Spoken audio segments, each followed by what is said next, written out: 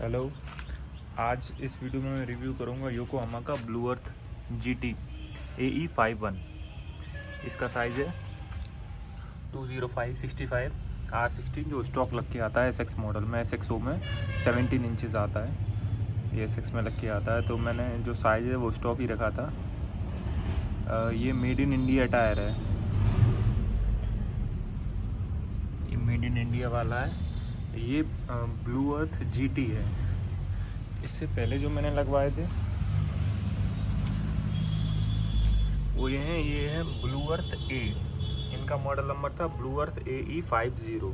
ये 50 नाम से आते थे, अब जो नए वाले हैं वो 51 नाम से आते हैं। ये मेड इन जापान टायर था। अब जो नए टायर आ रहे हैं वो सब मेड इन इंडिया आ रहे हैं। ये आप देखिए, मेड इन जापान।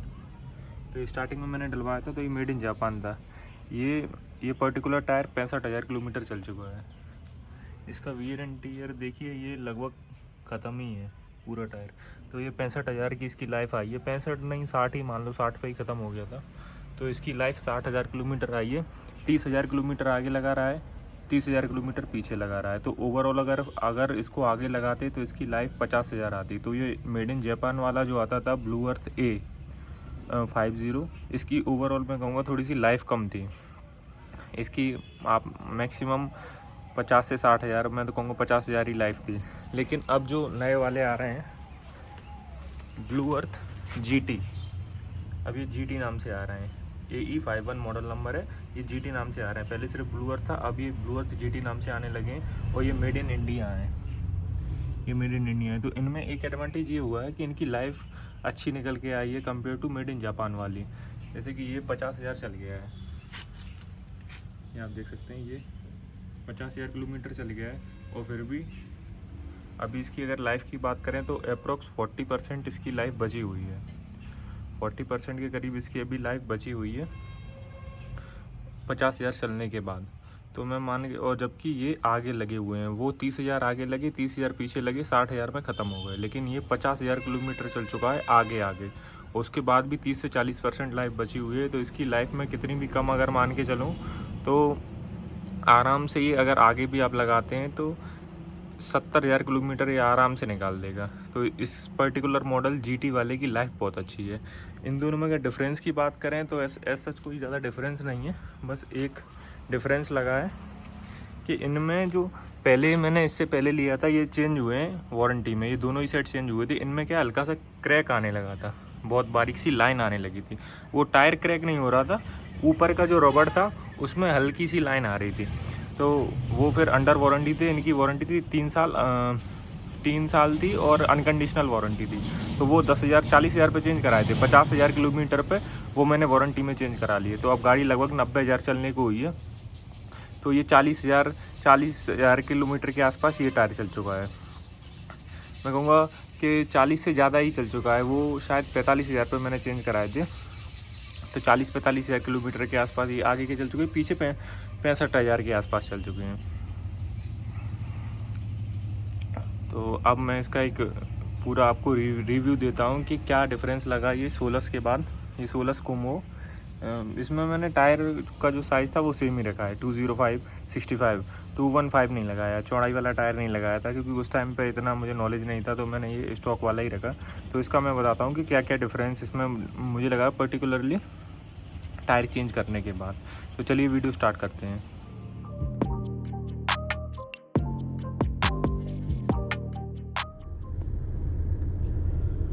तो अब मैं बताता हूँ अपना एक्सपीरियंस ये ब्लू अर्थ GT के साथ। पहले तो ये ब्लू अर्थ GT जो मेड इन इंडिया है और जो blue earth made in Japan है, उनके डिफरेंस की बात करते हैं तो एज सच मुझे कोई डिफरेंस नहीं लगा कंफर्ट में। कई लोगों ने जब बोला था कि जो मेड इन जापान थे उनकी जो क्वालिटी थी वो मच सुपीरियर थी मेड इन इंडिया से, बट क्योंकि अवेलेबिलिटी नहीं रहती लोगों के पास, ब्लू अर्थ की अर्थ वन की ज़्यादा रहती है, तो ऐसा शायद बोलते होंगे। बट मुझे तो कोई डिफरेंस नहीं लगा कंफर्ट में, क्वालिटी में, गाड़ी के चलाने में कोई भी मतलब 10% का भी डिफरेंस नहीं आया कंफर्ट में। लेकिन मैंने जैसे आपको दिखाया पहले कि इसकी लाइफ बहुत अच्छी आई है। इस पर्टिकुलर जो GT वाला है, इसकी लाइफ आराम से अभी 40-45 तो चली गई। आप मान के चलिए 60 से 70 के आसपास आ जाएगी, जबकि आगे लगी हुई है। पीछे लगाओ तो कहो लाख किलोमीटर तक चल जाए। तो ये GT वाले की कंपेरेटिवली जो मेड इन जापान आता था नॉर्मल ब्लू अर्थ, उससे लाइफ अच्छी आई है और कंफर्ट बराबर है, कोई डिफरेंस नहीं है उसमें। मैंने जो ब्लू अर्थ में स्विच किया था वो गाड़ी लेने के 25,000 किलोमीटर के बाद कर लिया था। वैसे कुमो की लाइफ अपने आप में 40,000 किलोमीटर के आसपास तो आ जाती है, बट इस गाड़ी में कुछ इशू थे, उसको रिजॉल्व करने के लिए मैंने ये किया था। इसमें क्या है कि हुंडई में सीरियस ब्रेकिंग इशू था, जो भी 2018-19 से पहले की जो गाड़ियाँ थी, वरना i20 और क्रेटा, इनमें ब्रेकिंग का बहुत इशू था ABS को लेकर। उसके ऊपर मैं पर्टिकुलरली एक पूरा डिटेल में वीडियो बनाऊंगा, अपना एक्सपीरियंस और हुंडई का क्या रिस्पॉन्स है उस पर और लोगों का क्या फीडबैक था उस पर। तो वो मैं एक पूरा डिटेल वीडियो अगली मैं समझाऊंगा। बट आप इतना समझ लीजिए कि थोड़ा ब्रेकिंग का इस गाड़ी में इशू था। और सबसे बड़ा जो मेन मेरा रीज़न था चेंज करने का, वो ब्रेकिंग को लेकर ही था कि अपने को क्या है कि सॉफ्ट रबड़ लेनी थी, क्योंकि सॉफ्ट रबड़ रहेगी तो ऑटोमेटिकली ब्रेकिंग थोड़ी गाड़ी की अच्छी रहेगी कंपेयर टू हार्ड रबड़। तो मैं मार्केट में बस यही देख रहा था कि कौन सा सॉफ्ट टायर आता है। उस टाइम पर मिशलिन ये जो पर्टिकुलर टायर साइज है 205/65 R16 मिशलिन बनाता ही नहीं था। मिशलिन ने अभी पिछली साल ये टायर लॉन्च किया है 4ST में। इससे पहले मिशलिन के पास ये टायर था ही नहीं 205/65 R16 में। कॉन्टिनेंटल मेरे एरिया में अवेलेबल नहीं था। ब्रिजस्टोन में जो टायर आता है वो B390 या B290 आता है, B सीरीज़ का आता है इस पर्टिकुलर साइज़ में। तो वो भी एक मैं कहूँगा बेसिक वाला टायर था, वो कोई हाई एंड या प्रीमियम टायर नहीं था, वो बेसिक सीरीज़ है उनकी। B सीरीज़ है जो बेसिक सीरीज़ है, इनकी हाई एंड सीरीज़ है टोरांजा, जो ब्रिजस्टोन में आता है टोरांजा, वो इनकी सबसे हाई एंड सीरीज़ है। तो मुझे टोरांजा भी नहीं मिला उसमें। तो फिर ये मेरे को फॉर्चुनेटली एक शॉप पर गया तो ये योकोहामा का ब्लू अर्थ और अर्थ1 दोनों ही मिल गए। तो उन्होंने बताया कि अर्थ1 थोड़ा हार्डर साइड पे रहेगा, बट इसकी लाइफ अच्छी रहेगी और ये इसमें कटने का प्रॉब्लम नहीं आएगा। और ये ब्लू अर्थ की बात करें तो ये सॉफ्ट कंपाउंड रहेगा, वियर आउट जल्दी होगा, बट इसमें नॉइज़ नहीं रहेगी। आपकी ब्रेकिंग बहुत अच्छी रहेगी, स्पेशली वेट ब्रेकिंग बहुत अच्छी रहेगी। तो मेरा तो ब्रेकिंग ही मेन इशू था, तो उसको मैंने फिर ये GT की तरफ ही गया। GT डलवाने के बाद मैंने आगे ही सिर्फ चेंज कराए थे GT, पीछे मेरा ये कुमो ही चल रहा था। तो 25,000 में मैंने सिर्फ आगे की GT नहीं, मैंने ब्लू अर्थ डलाए थे जो नॉर्मल मेड इन जापान आते थे। तो वो डलाने के बाद सिर्फ आगे के पेयर मैंने डलाए थे। तो उसके बाद जो डिफरेंस फील हुआ वो ब्रेकिंग में इमीडिएट डिफरेंस फील हुआ। जो मुझे प्रॉब्लम आ रही थी ब्रेकिंग में वो काफ़ी हद तक सॉर्ट आउट हो गई। जो अभी मैं पूरा एक डिटेल में वीडियो बनाऊंगा उसके ऊपर जो प्रॉब्लम थी और वो मैंने कैसे अपने एंड पर रिजॉल्व करी। कंपनी का तो कोई सपोर्ट ही नहीं रहा, हुंडई का तो उसके ऊपर वो तो मानने को तैयार ही नहीं थे कि कुछ इशू भी है, लेकिन मैंने अपने एंड पर कैसे इस चीज़ को काफ़ी हद तक रिजॉल्व कर लिया। तो वो मैं ABS से जो भी फॉल्ट था वो मैंने काफ़ी हद तक रिजॉल्व कर लिया। तो वो मैं उसके ऊपर पूरा एक डिटेल वीडियो बनाऊंगा। अभी इस टायर की बात कर रहे थे तो टायर में जो इमीडिएट मुझे डिफरेंस लगा, जो लगाने के बाद ही डिफरेंस लगा, वो था रोड नॉइज़ का। रोड नॉइज़ चला गया था इस टायर की। अगर पर्टिकुलर की बात करें तो जैसे मैंने पिछला वीडियो आप देखिएगा, मैंने कॉन्टिनेंटल का 205/60 R16 डलाया है सेल्टोस में। तो वो टायर परफॉर्मेंस टायर है, उसकी हैंडलिंग वगैरह गाड़ी की आपकी बढ़ जाएगी। बट अगर इस एक तो पर्टिकुलर मॉडल ही 205/65 अपने आप में परफॉर्मेंस टायर, परफॉर्मेंस तो स्ट्रक्चर ही नहीं है उसका, बट ये पर्टिकुलर टायर की बात करें ये सॉफ्ट टायर है, ये कंफर्ट के लिए टायर है पूरा। 205/65 R16 अपने आप में साइज भी कंफर्ट वाला ही है और ये टायर भी सॉफ्ट वाला ही है। तो इसमें अगर आप सोचें कि गाड़ी की हैंडलिंग या कॉर्नरिंग में कुछ ज़्यादा इंप्रूवमेंट हुआ हो तो ऐसा तो नहीं है। ग्रिप बहुत अच्छी है, लेकिन बॉडी रोल में मैं ये कहूँगा पर्टिकुलरली बॉडी रोल कम नहीं हुआ है। बॉडी रोल तो जितना था उतना ही आज भी है, जैसा पहले कुमू में आता था वो बॉडी रोल अभी भी है। तो अगर आपको स्पोर्टी साइड पे हैंडलिंग चाहिए तो आपको या तो टायर साइज 205/60 लगाइए, साइड प्रोफाइल थोड़ी कम करिए, या फिर ये कॉन्टिनेंटल में थोड़ी जिसमें थोड़ी सी साइड वॉल थोड़ी स्टिफ आती हो, तो कॉन्टिनेंटल में भी शायद इससे थोड़ी स्टिफ रहती है।